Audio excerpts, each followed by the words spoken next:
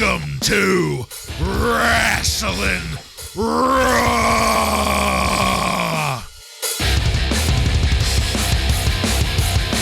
All right, you're listening to Wrasslin Raw, the podcast that takes you back to when Raw became war and Attitude ruled. Thank you for joining us. You're here with Ryan Arico.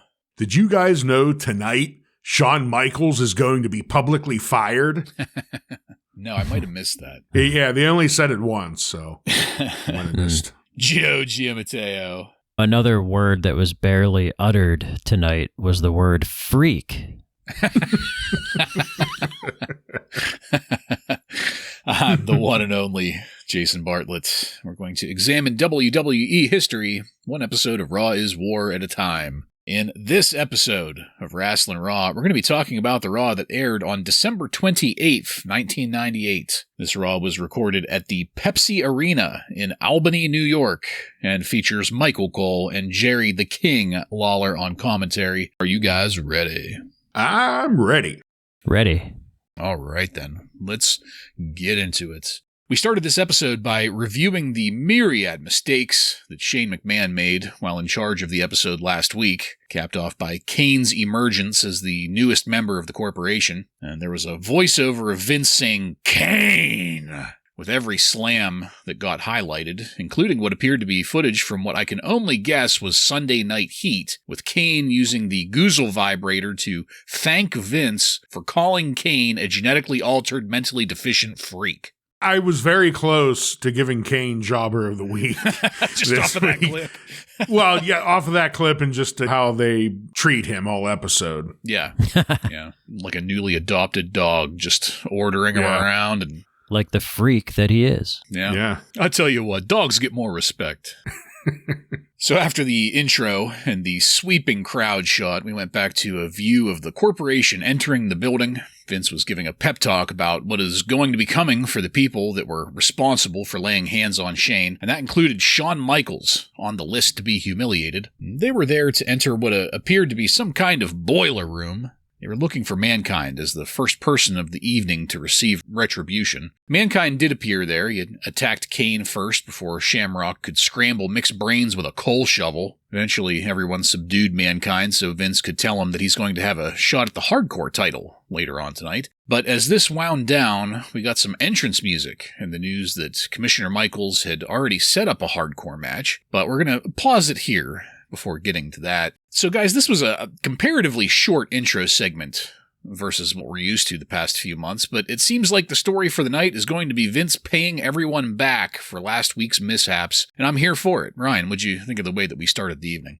Yeah, I think that's a pretty good assessment of it. What I was thinking of is tonight's theme is one of Mr. McMahon's favorite things in the world, humiliation. Yeah. He wants to humiliate everyone he can, starting tonight with Mankind. It was a very short setup segment, shorter than we're used to, as you pointed out, but I thought it did a good job of setting everything up for tonight.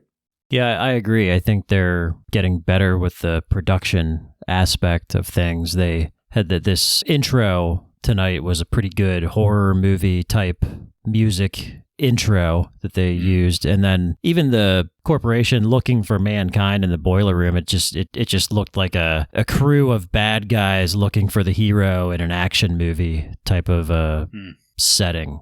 I think the production was pretty good here to start the show off, and Vince saying that Shawn Michaels will be humiliated, but we're not sure what happened. Like this just seems like it's out of nowhere, and they're going to explain it later, but it just seemed kind of thrown in there for no reason. Yeah. Joe, as soon as you said that, I instantly went to Die Hard. Because you're absolutely right. Oh, like, yeah. This gave me Die Hard vibes. They're searching for John McClane and the ductwork and all that shit. Yeah. Yeah, the bad guy and Mick his just henchman. needed a Zippo to be... All right. Well, as I said, that intro sequence took us into our first match of the night.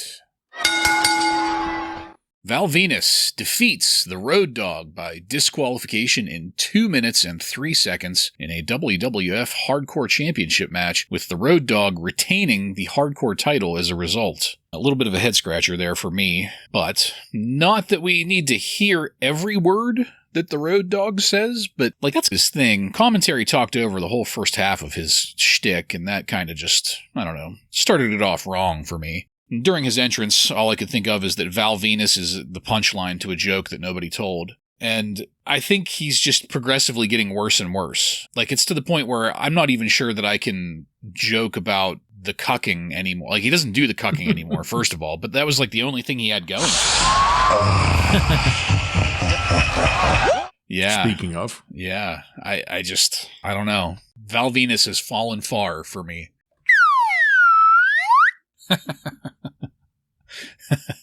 On commentary, Michael Cole called a simple reversal a maneuver.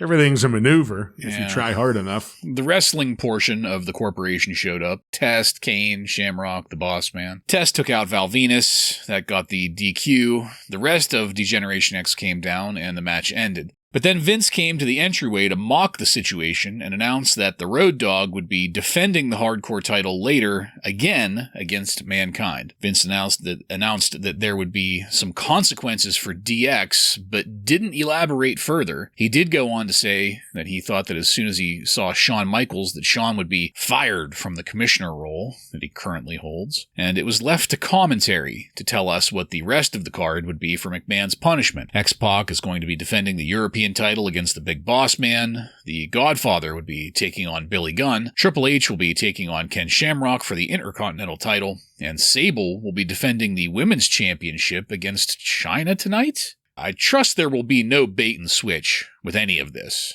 Guys, we have our card laid out. Not quite the format we're used to, but it seems like this story of Vince's revenge is going to create a somewhat hectic night. So, Ryan, what do you have on our first match? Well, the first thing that stuck out to me is the Road Dogg comes out here without badass Billy Gunn, but he still does the full sing-along chant with the crowd because I guess he knows the crowd loves it, but it just feels a bit weird when he's calling out the badass Billy Gunn and badass Billy Gunn isn't even in the ring or even visible. So I don't know. That just seems stupid to me, but not a huge shock that he did it. You know, someone in the audience, they had a perfect sign when Val Venus was up there doing his shtick. It just said, "I love porn." That was the sign.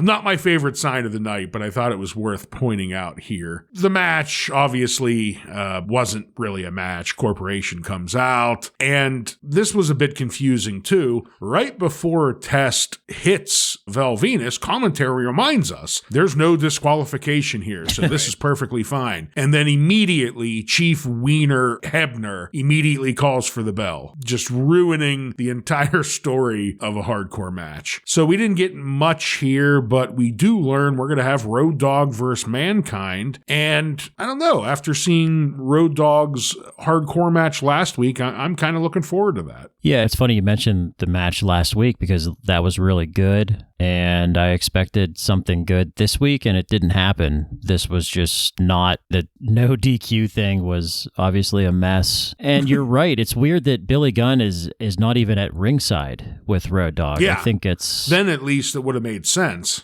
Well, even if he's not doing the intro at all, I just think it's weird in general that Billy Gunn is not coming out to the ring with Road Dogg, even for a singles match. So not sure what their intention is there. They're breaking up. Yeah, they're teasing a breakup. This is another instance where Vince just changes rules on the fly, and I don't know. It just seems like anything can happen. People can win a match, but then they don't. I don't love this style of booking that they're doing with some of this right now. But Road Dogg going against Mankind later is interesting. I like that. I don't know why they didn't just announce that match to begin with. Yeah. Yeah, we could have done without this entire stupid segment. Like why do you need Val Venus to be there to help that? I don't know. Just a weird start to the night as far as matches go. Yeah, agreed. And that theme is going to keep going as we went backstage to where Al Snow was, I had here, covered in blood again or still. It wasn't made clear at this point, but he was still covered in... To me, it looked more like a mysterious red substance, but... That's true. Right. That's true. He had found head with its hair shaved off and gaffer's tape put over its mouth. Al was freaking out. He threw the head in a container violently while Jerry Lawler shouted, "What's he got all over him?" Then we went to a locker room where Vince was buttering Kane up while the Stooges made fun of Kane behind Kane's back, which then quickly took us into our next match. Edge defeats Al Snow by disqualification in 2 minutes and 49 seconds. So here's where they clarified that Al Snow is wearing the same clothes that he was previously wearing whenever he got the bloodbath. Edge came out to his old music and came in through the crowd, which I thought was really dumb since the crowd had no idea what was going on, and at this point, nobody probably remembers the 4 times that entrance music had been played before Edge joined the Brood. Teddy Long was the referee for this match. Just an interesting note, again. Al used the head to attack Edge. The ref called the match after the 8th or 9th hit from head. Then the Brood ran out, the Job Squad ran out, turned into a schmoz. And that's all I had. I am over this story. I don't give a shit about any of these people, and I don't find any of this interesting. The Job Squad could maybe be more interesting if it were used in a different way. I think that has more to do with the Brood than anything else. And I really want to be liking both of them, but this... I'm not sure if Jump the Shark is quite appropriate just yet. The bloodbath really is not a turn on for me. It's not doing anything. I was really hoping it was going to change things, and it really didn't. Yeah. So, Joe, what did you have on this match? Well, I want to go back to Vince McMahon with Kane in the back. Vince is really playing a great Hans Gruber tonight. He's just really turning up the volume on the villain gimmick tonight. You can just tell. And it's really entertaining. And it's going to be more entertaining as the night goes on. And as far as the match goes, again, you mentioned this, but it's very similar to Road Dogg earlier, where you wouldn't even know Edge is in the Brood if you watched this standalone. He uses his old entrance, his old song, his gear. Like, he doesn't wear the pirate shirt like the other 2 guys do. You know, he just has his normal Edge gear. So it seems like maybe they're testing breaking Edge away from the Brood here. I don't know. I don't get it. How are we supposed to care about the Brood when they're not even together on tonight's show? Well, and to be honest, I was really expecting Edge to lose, and I was going to give the entire Brood Jobber of the Week. But he didn't. He picked up the victory, so I couldn't technically give it to him. Yeah, that was a big win for him. The match, worthless. I think that is maybe one of the bigger shocks from our podcast. There's been things we've realized didn't really live up, but I was really expecting to like the Brood. Because I remember thinking they were cool when I was young, but man, they've just been shit in the bed. Their story sucks. Like, nothing. I don't really care about anything other than the kick-ass music. Maybe that's what it all boiled down to, as we said before. The King made one of his old-fashioned jokes about Al Snow here, and it reminded me about that old book I bought back at like the beginning of the podcast. Oh, yeah. That Jerry the King Lawler talked about. I got a bunch of my lines from this 1950s joke book when he busted out the line about Al Snow in his red substance-covered clothing. When people said never change, they didn't mean your clothes. And I just immediately thought of that book. That was the highlight of this match, which is pretty fucking pathetic. Yeah, I don't know what else to say about it other than I really did have high hopes for Al Snow, and there's still plenty of potential in the future, just knowing where some of that's going to go. Same with the Job Squad, Hardcore Holly specifically, but the Brood has just been... maybe, as we've said many times already, maybe with the Ministry it'll get better, but geez, this is just, and we're rough. Getting close because we get some hints tonight. Yeah. Well, speaking of, let's go to it. Not this specifically, but backstage, Sable limbering up. Okay, there's that. So we got our dose of thirstiness to get us warmed up for later. That switched to a Glover rewind back to Survivor Series when Sable hit Jackie with a Sable bomb to win the women's title. Then we went to a different locker room where X-Pac was talking with Dennis Knight, formerly of Southern Justice, formerly Phineas I. Godwin, who had apparently been told to be there. Commentary couldn't come up with anyone who would have wanted that. By him, yes. And there was zero speculation, because honestly, who would want him to be there? It's a mystery at this point. We then went to Sable, entering the ring to defend her title where a fan jumped into the ring to give Sable a yellow rose. Security had to intervene to remove the fan right before the Spider Lady came out to attack Sable. The Rose woman looked familiar. Yeah, I'm pretty sure we've seen her at least once before. Mm-hmm. I immediately thought that it was Luna under the mask. I was right in the end. She started whipping Sable with the weight belt that she came out wearing. The Oddities came out to restrain her. Apparently George the Animal Steel is part of the Oddities now. I completely forgot about him being there. He's the thing I remembered the most about the Oddities. Did he actually go out to ringside with the Oddities, though, or was he in the back? Okay. No, he went to the ring with them, yeah. Okay, I knew he was like in the back checking on her or whatever. I didn't know if they were just treating him as like a guy in the back. Yeah, no, he was out there with them in the ring. Yeah. Okay. Jerry Lawler did make mention of the fabulous Moolah being the last Spider Lady. So there's that. That's the first time that Moolah has been mentioned. Yeah. As far back as I can remember. They wouldn't have had any reason to talk about her before. No. But we know her and Mae Young got to come soon. Yeah. With the sexual chocolate storyline. Yeah. And after a commercial break, we got a quick glimpse at the locker room where the Oddities were tending to Sable. And that's where this segment ended. So at this point in the episode, for me at least, the future wasn't looking too bright for this episode. The thing about Sable and the Oddities is that when you add two negatives, you still come out with a negative. Joe, what'd you think of this segment? Going back to X-pac talking to Dennis Knight, when I first saw that, I just thought, who gives a shit? And then I had like an aha moment later. I'm like, oh, okay. Okay, that's why Dennis Knight is there. It tipped off to me as soon as he said he told me to be here. I was like, I know where this is going.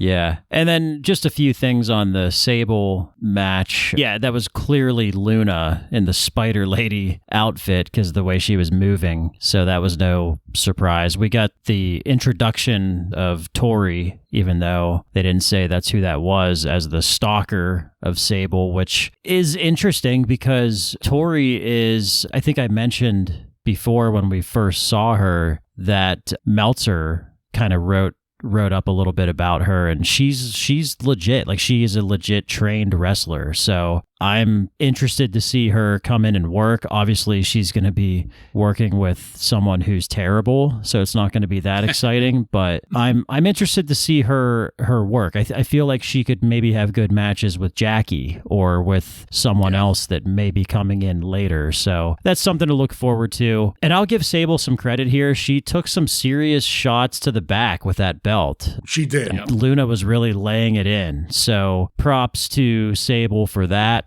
And I guess Luna is out of the Oddities now, is kind of where they're going with that. So we'll see what happens with Luna. Yeah, so when we saw Dennis Knight backstage, I obviously rolled my eyes, especially when they said former Southern Justice member. But I was reminded as to where this is all going the moment that he said he told me to be here. Anyone listening, if that's going to tee off any memories, but that's where that story's going. So looking forward to that. Sable versus Spider Lady. Like you said, Joe, I got to give Sable a little bit of credit. She took some whips here willingly. But the best thing out of it, I thought, was getting Luna back in the ring. I think that could only be a positive. Luna has always been a positive force in the ring. She has a lot of energy and is an actual wrestler. So I'm looking forward to that in the future. I almost forgot about that. That's good. All right, so after all of that finished up, we went into our next match. X-pac defeats the Big Bossman by disqualification in 5 minutes to retain the European title. 5 out of our 7 matches end in disqualifications tonight. Just wanted to throw that out there. No, I knew there were a lot of DQs, but it being laid out like that really puts it into perspective. Yep. The boss man, he did good, looking like an unstoppable big man in this, I thought. And that's really the only major note I had. Eventually, the quote-unquote corporate insurance policy Test came out, but Val Venus came out of nowhere to attack him. That drew the boss man out of the ring. He was doubling up on Val Venus with Test, which is what drew the DQ. And once again, I was just left, well, maybe not very much, underwhelmed by this. Ryan, what'd you think of this match? Well, we have Test. He's the insurance policy. Kane is the Christmas bonus. They've got a lot of different names for these new members they're adding here. But this match, I thought, could have been a lot better with the two people involved here. X-Pac and Bossman have both proven themselves to be pretty good in the ring, but we never really allowed that to manifest here. We didn't give them enough time, too much bullshit happening. You could smell the fucking shit under Michael Cole's nose as he talked about how cut Mr. McMahon was training for the Royal Rumble. I was almost puking fucking hearing Michael Cole talk. And that was really most of this, was them talking about McMahon in the Royal Rumble and his training, and not this match at all. Well, they are the same person. It's like Fight Club. Yeah. It's the same guy. They got to show us that perspective. And then it just ends in a DQ. As Bartlett, you pointed out, is going to be a trend tonight. So not only was the match not all that great, I really didn't see this as too big of a punishment for X-Pac either. Vince was talking about how he's humiliating everyone tonight, and this wasn't really that at all. So I thought this missed the mark on many levels. Yeah. I'm glad you said that at the end there, because I thought that earlier when Vince is saying he's going to humiliate all of DX and Shawn Michaels and all this stuff, basically setting up the show for us, then he just said, like, after saying he's going to punish everybody, he basically said you're just going to have wrestling matches with guys. Yeah. So X-Pac. And not even really like handicap matches or anything like that. Right. Like just normal matches. Yeah. It would make more sense if it was X-Pac, you're going up against Bossman and Ken Shamrock or whatever. But yeah, this was just a whole lot of nothing, really. I guess the punishment was that Test was going to come beat him up. I don't know. But then Val Venus gets involved there. And as shitty as Val Venus has been and Test, I actually kind of liked that little pull-apart brawl that they had, even though it's meaningless. I just think that they played it off really well. But yeah, this was pretty disappointing, much like I thought going into it when Vince was introducing these matches for later. Yeah. Let's see if that holds true as we go through the night. Next up, we got a training montage video of Shane coaching Vince through his workouts, trying to get Vince to drink some raw eggs, yelling at Vince about endurance. And I did laugh when Vince tried to point out that he was entering at number 30 and didn't need endurance. I thought that was the first entertaining segment of the night so far, to be perfectly honest. And that high, it won't last long, though. So I'll pause it here because I wanted to ask both of you, and we'll go with Ryan first here. So have you ever drank raw eggs as a training technique? And if you did, what did it taste like? I have. It has been many, many years. It was back in my youth, much like the montage was making fun of in my wanting to be Rocky Balboa. I did try it. I nearly puked. It's not the taste, it's the texture. It's like you're swallowing it's a cup full of fucking snot is what it feels like going down your throat. So that's the worst part of it. It's not the taste, it's the texture. Down your gullet. I did love the Johnston cheap Rocky ripoff theme music here, though. I mean, loved in a very hateful way. But I thought really this was one of the better segments of the night because they did a pretty good job of a Rocky mockery montage here, I thought. Johnston, very underrated on his ability to just completely mimic like any artist out there. Yeah. Well, that was pretty much the Rocky theme. There was just like one note that would change every so often. It's harder to do than people think. Like, hey, write this rip-off Barry White song. but he nails it all the time. So that's fantastic. I loved this. I loved this so much. Just the pure, super awkward roid raging from Vince McMahon is just always hilarious. And I was sitting by myself watching this, laughing out loud when he's chugging those eggs and spilling them all over his shirt. Like, I don't know. And Shane was great too. Like, all the shit that he was yelling is like... Is this the first time we got Vinnie Mac? No, I feel like Shawn Michaels has called him that before, and some other guys. Oh, yeah. It's just, I know Shane will call him Vinnie Mac all the time, but... Just the stuff Shane was saying was great. Like, he said, your intensity is for shit. Vince McMahon just screaming, I hate Austin, with like every rep that he was doing was also hilarious. So I loved this so much. I thought it was hilarious. Well, hold on to that feeling as we go into our next match.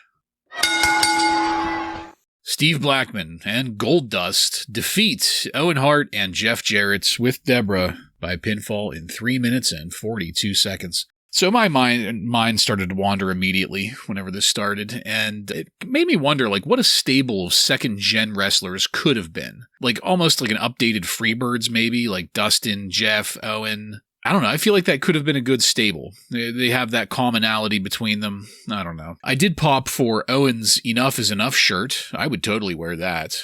Yes. Dan Severn ended up appearing to confront Owen Hart, and that's when I stopped taking notes. So, Joe, your thoughts on this match, please. Well, it appeared as though maybe we were getting a fresh paint of coat, if you will, on Owen Hart. So that was kind of nice to see. We get the Enough is Enough shirt. We're getting the caution tape gear that he wears. And I don't know. It looks like maybe they were going a different direction here with Owen. And Nope. They're not really. But we're also seeing, I think for the first time, we're seeing Owen and Jeff Jarrett as a team here. And I know that was a big part of what Owen was doing up until he died, and that they were really good friends in real life. So that's good to see. I don't know, these last handful of months that we're going to get from Owen Hart, if that's what they're going to do, then fine. But then Dan Severn kind of ruins everything. So yeah. I'm not sure where they're going with that. But again, this image that I remember of Dan Severn is him wearing that stupid neck brace and being completely useless. It happens again tonight, so it was a nice callback. Completely useless indeed. The same 4 fucking guys. They just wrestle each other for months and months. I just don't understand it. They have been in this terrible storyline that really, at this point, boils down to Deborah's tits. All 4 of these, what would be considered pretty respectable wrestlers, and some of them very, like Owen and Goldust. They're just there to basically as a bra for Deborah's knockers for the last fucking 3 months. And then to top it off, we get damn motherfucking Severn come out, still with this broken neck. It was 6 months ago, Dan. How do you still have this fucking neck brace on? It's better than him getting in the ring or talking on the mic, but fuck me. Blackman picks up the victory. Who gives a fuck? Yeah. Well, he avoided Jobber of the Week with that victory. I bet Dan saw D'Lo Brown with his chest protector and said, well, it's working for him. And I'm just kidding with that, but now I'm being serious. I could have sworn we were promised that Dan Severn was done. I don't know if we were promised that. We were promised that about ICP prematurely, but... I don't know. I really thought that Meltzer told us like a month and a half ago that Dan was done. I don't remember that, sure. But I could be wrong. Yeah, okay. I don't know. I'm not saying you're wrong. I don't remember it, though. Yeah. Well, I might just be living in a world of hopeful optimism. Well, you're the one with the fucking shrine to the man. Yeah. Well, it's more like a reverse shrine. Like it's to keep him away. Maybe this was it. Maybe this was it.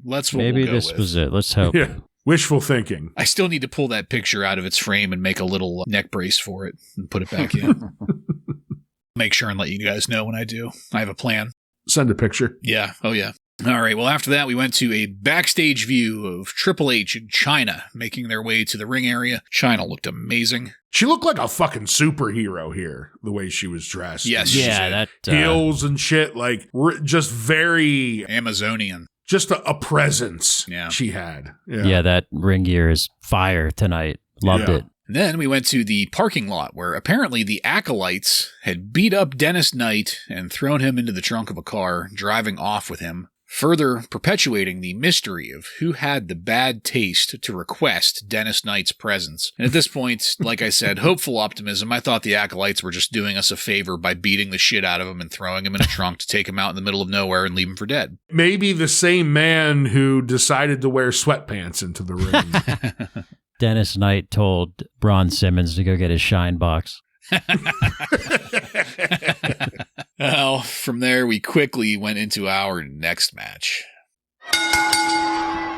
Triple H, with D-Generation X, defeats Ken Shamrock with Test, Kane, and the Big Bossman by disqualification in 6 minutes and 36 seconds, with Ken Shamrock retaining the Intercontinental title as a result. I thought it funny that Michael Cole made mention that they reserved the right to confiscate lewd or offensive signs. It was appropriate comment for this particular crowd. Yeah, that was immediately followed by a guy holding up a sign that said, "Who just shit?" Right. Keep it clean. But Keep what it sign clean, were they guys. talking about? I assume like there was someone was getting their sign confiscated when he said that. There were Well, so many that were just lewd. There was who just shit. I want to say there was one that said something about bullshit. I definitely saw one that had fuck on it. Yeah, there's the usual HB gay and Yeah. Bischoff is gay and all the other stuff. Right. Pretty sure I saw Vince as a homo at one point. Keep it clean, guys. I kind of thought that it might have been a reference to what ended up being my favorite sign of the night, because that sign was held up large in the earliest parts of this episode, and then you never saw it again. So I'm not sure. For life. I'm not sure.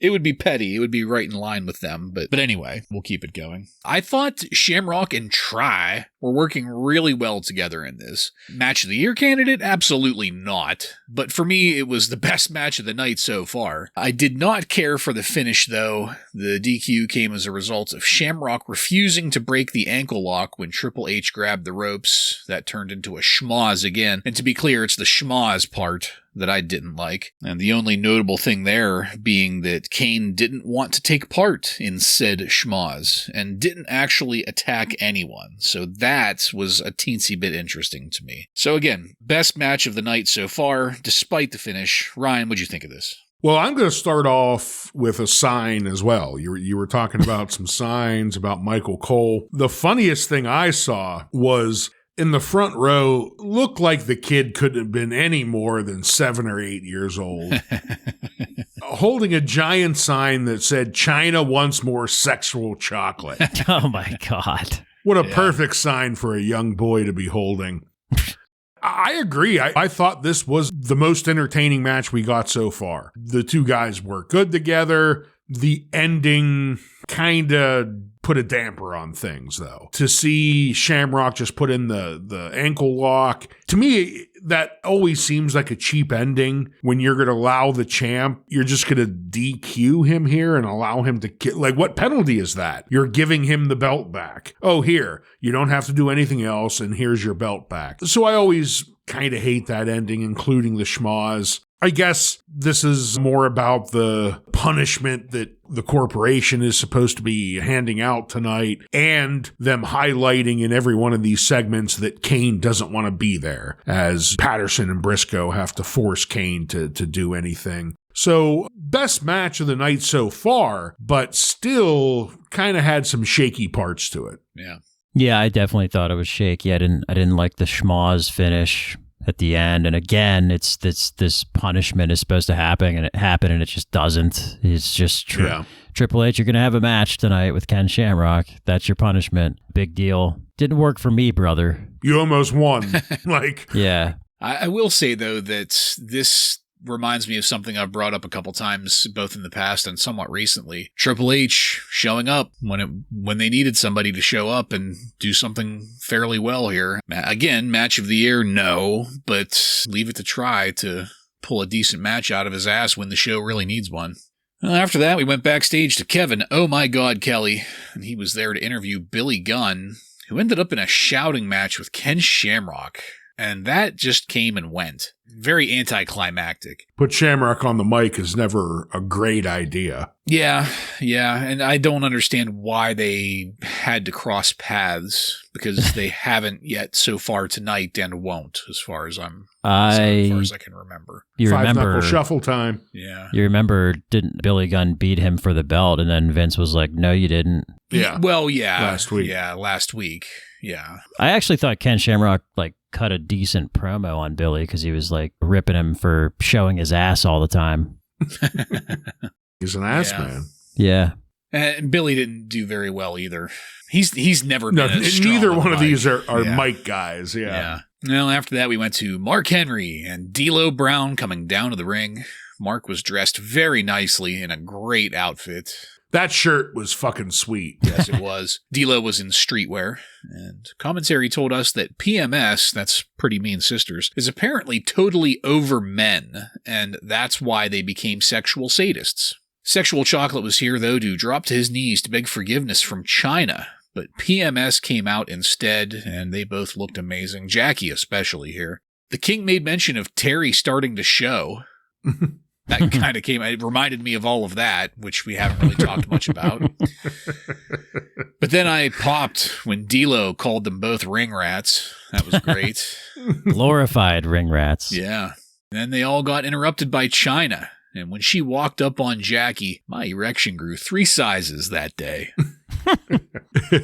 Chyna warned them to stay away from her man. Jackie made fun of the situation, and Chyna grabbed her by the goozle and tossed Jackie across the ring, and then said that she would see Mark Henry later. We then moved to backstage, where the corporation was searching for someone, before moving on to Raw's Year in Review. And this was a video package that was fairly well made, but it really came across to me as the kind of video a CEO would present to its shareholders.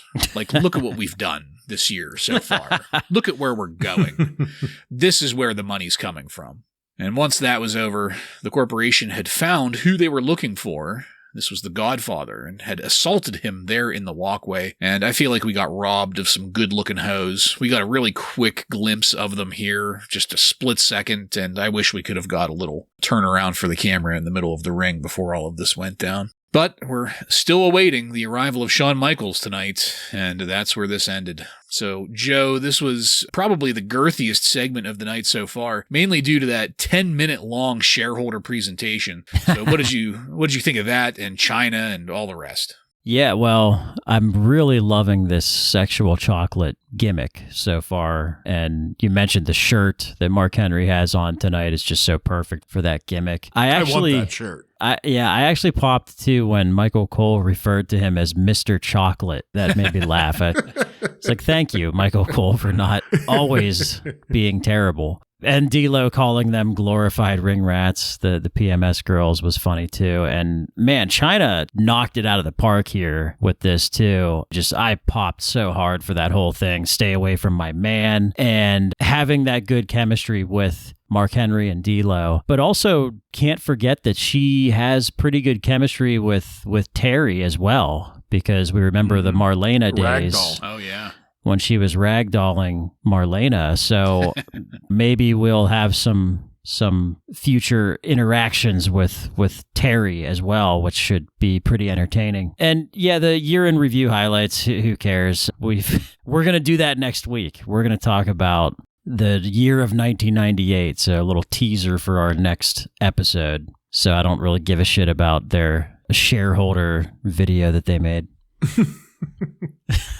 Taking the prize tonight so far, the Sexual Chocolate, D'Lo Brown, Chyna especially. When Chyna came out here and got into Jackie and Terry Reynolds' face. I know she had on extra high heels to accentuate the scene, but she was like over a foot taller than both of them. And it was just a fantastic visual. And then her grabbing Jackie by the throat and tossing her back, just fucking amazing. No wrestling at all here, but man, this stole the show. China especially. And then just walking up to Mark Henry saying, "I'll see you later." This is just great shit. We've been loving the China Mark Henry story, and this continues it. The special year-end review, it did bring up a couple things I maybe forgot were in this year, which was, speaking of China, the China in a cage match. I completely forgot about that. I forgot about being that in this year. Kane's 24-hour jobdom title reign. That was in this year. Yeah. But really, the cherry on the top, though, was Pete Rose being tombstoned by Kane. Yeah. That's a really great thing.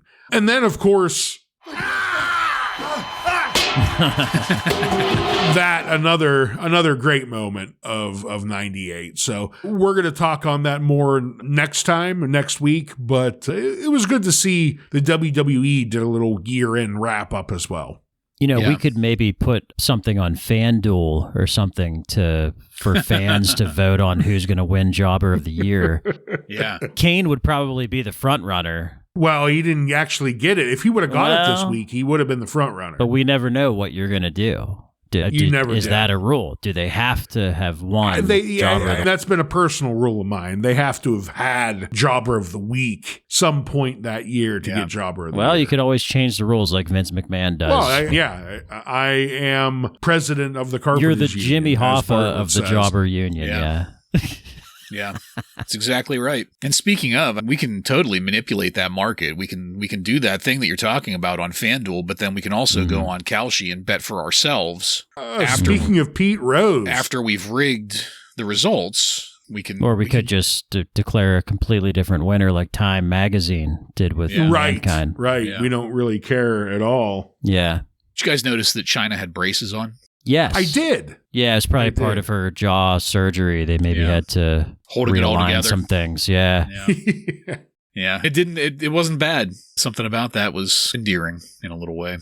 Sure. But we'll keep it going to our next match. Kane, with Briscoe and Patterson, defeats Billy Gunn by disqualification in 3 minutes and 58 seconds. Jobber of the Year.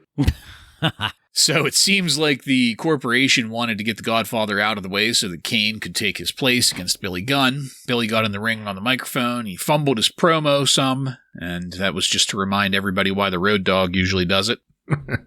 But Shane McMahon came out to officially note the change on the card, introducing Corporate Kane. And I have to admit that this episode really started to sell me on Corporate Kane, mainly because it doesn't seem like Kane wants to be in the corporation any more than I want Kane to be in the corporation. So yeah, it kind of works. Yeah, like last week I was like really pissed off about that because I just thought it was a terrible move, but this is much better. Kane being reluctant and having to be goaded into doing things. And huffing and puffing as he has to do it, Yeah. Ken Shamrock ran in when the ref was distracted to put the ankle lock on Billy Gunn while Billy was at the outside. And the Stooges kept yelling at Kane, telling him what to do, telling him, hey, do a choke slam, now do it one more time. D-Generation X came in to help Billy Gunn, drawing the disqualification, and things more or less just fizzled out from there. So I thought this was fine for telling the story of Corporate Kane,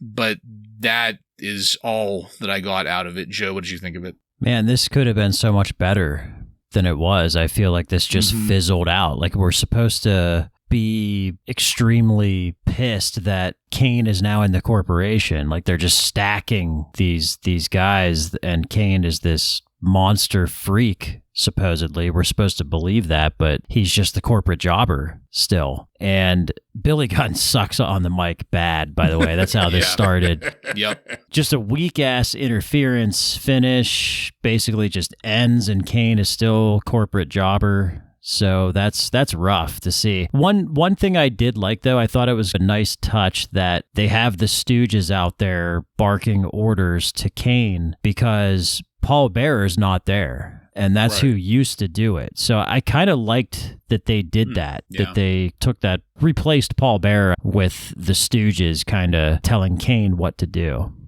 This match didn't really turn out to be much at all, unfortunately.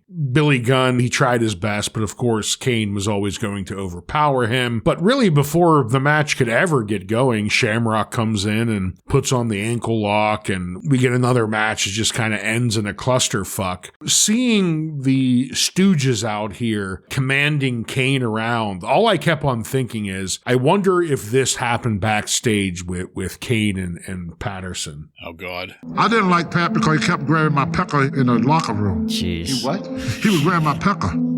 It seemed like it.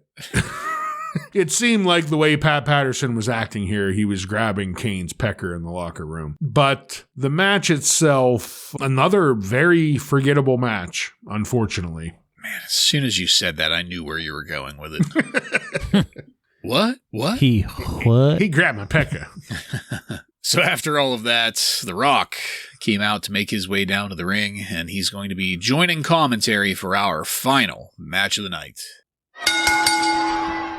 The Road Dogg defeats Mankind by pinfall in 9 minutes and 42 seconds to retain the WWF Hardcore Championship. I was really looking forward to hearing The Rock here, and I was hoping that he was going to tell Michael Cole to shut up as many times as possible. And he did. And he did. We did get a view of Shawn Michaels arriving back in the back after much build up to that. And despite The Rock trying to pour on the electricity, almost everyone in the arena was sitting down, and the crowd was quiet up to this point in my notes. Eventually, they got like a weak Rocky Sucks chant going, which was really telling since The Rock wasn't even in the match. The hardcore action was decent. I liked whenever they used the table. I liked when the Road Dogg brought out the cookie sheet, the bag of nails, not so much, or screws, or whatever that was. It was like a toolbox or something full of a variety of fasteners. I loved when The Rock said, "Shut up, Michael Cole, I'll rip your face off and wipe your ass with it." That was great. And I also liked that random cable puller getting thrown into a box with Mankind whenever they were fucking around in the penalty box. I liked Mankind putting the Road Dogg through the table. That was good to see. And The Rock ended up interfering enough to give the Road Dogg the win, and I like the potential there for The Rock with both the corporation and with Mankind. This is going to potentially fuck something up for him with the corporation. He's going out on his own in this act, maybe. And I also like that he might have some follow-up with Mankind, some payback there. So, guys, as far as hardcore matches go, this one was fine. I like that they're really quickly figuring out what makes for a good hardcore match. We mentioned this last week. You'll notice that there weren't any nooses here, but plenty of implements that look and sound very high impact. And of course, I liked The Rock's role in everything that he did here. So, Ryan, what did you have on our final match? I thought this was a strong match. You pointed out the crowd maybe wasn't completely behind it all, but I thought Road Dogg and Mankind put on a pretty damn entertaining hardcore match. We got cookie sheets and tables and chairs, and we got all sorts of shit involved. I thought Mankind's dive from the upper level of the seating onto the table, that was a good spot. I thought this was them starting to really nail down what these hardcore matches are going to look like and the type of shit they're going to pull off. The King does point out to us about how the Times Person of the Year is rigged. Mankind won with over double the amount of votes, but they did not give it to him, meaning the votes were completely worthless. The Rock, as you stated, Bartlett played a great role in this. No shocker, he was fantastic on commentary. The amount of times that he fucking bitch slapped Michael Cole down was wonderful. Every time he said it, I had a smile on my face. And yeah, all around, I thought a really good match. And I love to see where things with Mankind and The Rock are going. I, of course, have hindsight. I know where that's going in the very, very near future, but it's exciting shit all around. Yeah, they're certainly finding their way around these hardcore matches now, and maybe Road Dogg deserves some credit for that because he had a good match here because Mankind. We shit on him all the time, but Mankind needs a dance partner for these hardcore matches, and Road Dogg's a pretty good one. From what we've seen these last 2 weeks, he has really given us a solid hardcore match. Mm-hmm. And this match really picked up when they took it into the crowd behind those hockey boards. To me, that's where it really picked up and became that hardcore match. Pretty good table spot and a pretty good rock bottom out there. So yeah, it was enjoyable. Not anything too memorable, but it was a good, solid hardcore match. Yeah. Yeah, it doesn't matter as much that you have a soft and flabby body if you can swing a cookie sheet. Yeah. That's right. So that's kind of my takeaway from it. And I think you're right in that the Road Dogg is really pivotal in this. Well, him and Mick both, but working out, ironing out these little details because, yeah, we do talk shit on the Road Dogg all the time, but up until very, very recently, he was still employed by the WWE. And so it just goes to show he does have a pretty good mind, if not the body. Let's keep it going because we still have about 8 minutes remaining in the episode at this point, and Vince McMahon made his way down to the ring, presumably to fire Shawn Michaels. Shawn came out and the clip show began. The first 4 minutes of this was Vince showing clips of past shows where Shawn had done something that Vince didn't like. And Vince finally got to it. He fired Shawn, who then delivered sweet chin music to Vince, and then Shawn's music started up, and Shawn started dry humping and pelvic thrusting directly above Vince, so much so that it looked like Vince was going to have an out-of-body experience before the corporate muscle ran down to make the rescue. But then we got some extra attitude. You're not talking about Vince's cock, the corporate muscle. His pecker. No. Pecker. Yeah. But then we got some extra attitude, and this was everybody there helping Vince while the Heartbreak Kids music played on repeat above them. Somebody eventually turned that off, and everybody was trying to help Vince out of the ring. Vince fell on Patterson. That was funny for what it was. But then Kane was the last to leave, so they played his music, and that's where this ended. I gotta say, even though, there were totally 3 or 4, really high spots in this episode, I thought this was a weak way to end 1998.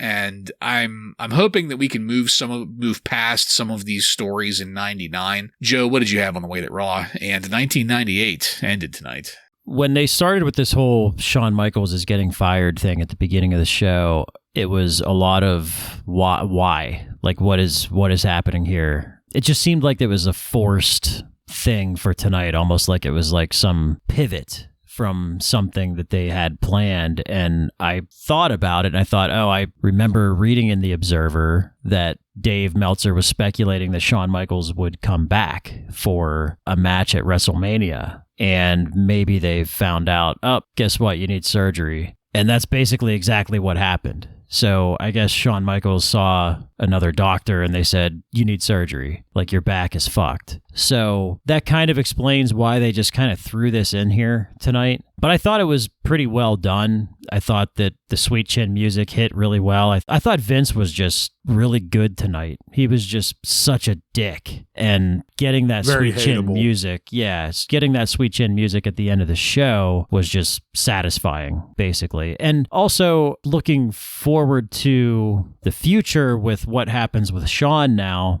I think I would rather have him be a babyface commissioner because they're with Stone Cold Steve Austin on the shelf right now. They need someone else to go up against the corporation that the fans actually can get behind. So even if Shawn can't wrestle, if he can be the commissioner still somehow and be a babyface, I think that's a pretty good use of him while your top star is probably out until the Royal Rumble.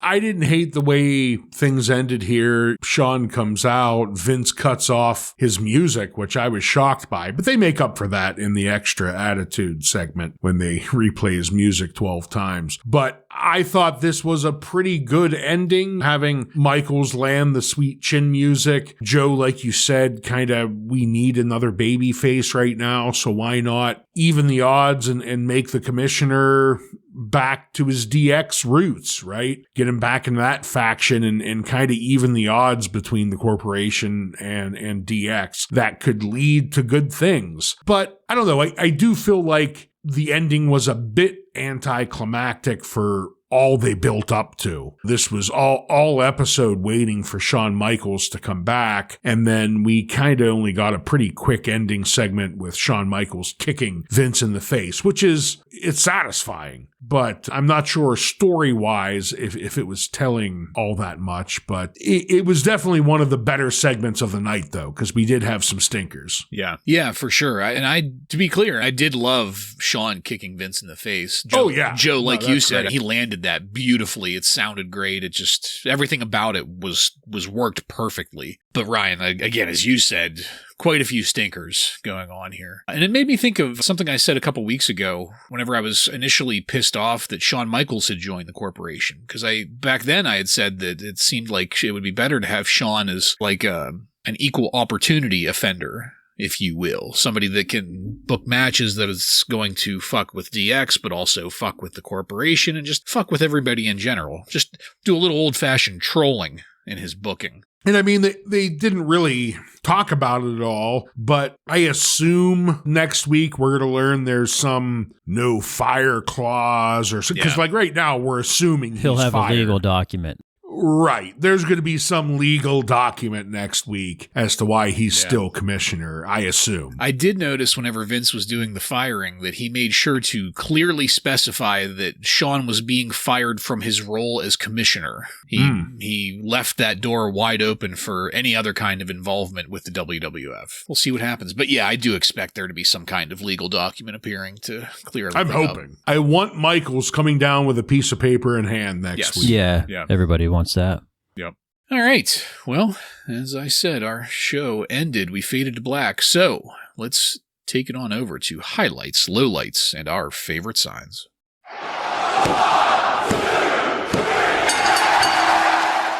Ryan, why don't you take that? Well, highlight, I'm going with the hardcore match between Mankind and Road Dogg. I think the hardcore matches are finding their groove now, and despite the audience not really getting involved in this match all that much, I thought it was a damn good hardcore match and I liked it. Low light, we had a handful to pick from tonight. I am going with Steve Blackman, Goldust versus Owen Hart, Jeff Jarrett. I don't want to see these four motherfuckers wrestling each other at all anymore. Yeah. These poor motherfuckers.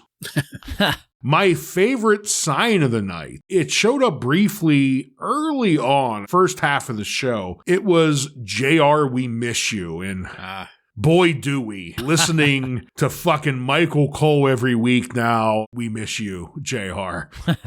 Yes, we do. My highlight was the Vince McMahon and Shane McMahon training montage. I loved that. My low light is just the lack of the use of star power tonight. I feel like nobody really carried this episode. Yeah. Even somebody like The Rock was barely used. He was on commentary for a match and delivered a rock bottom, and that's it. Yeah. It just felt like this was a very quick-moving segment to match episode, and there was just nobody that really carried it. So that's my low light. My favorite sign is being a big Howard Stern fan back in the day and loving people yelling this at PGA golf events, and that was Baba Booey. So my highlight ended up being The Rock telling Michael Cole to shut up about 37 times in the span of 8 minutes. Loved it. And calling him a piece of monkey crap. Yes. That whole thing. The Rock verbally berating Michael Cole was gold, Jerry. Gold. Low lights, it ended up being a tie between Al Snow and the Brood, that whole booking thing, and then now Sable with the oddities. Just, And I remember that vividly, her run with the oddities being obsessed with her. Yeah, me too. And I'm not looking forward to it. It's not at all. Yeah. I want to be cryogenically frozen so I could skip the next couple months. Yeah. And my favorite sign, I made mention of it earlier, it appeared very briefly in the first match of the evening and then disappeared. And I really do genuinely believe this is what they were referring to because it did not show up again. And meanwhile, you had signs like "Who Just Shit," etc. The sign was a sign that said Briscoe Brothers Auto is in Chapter 11.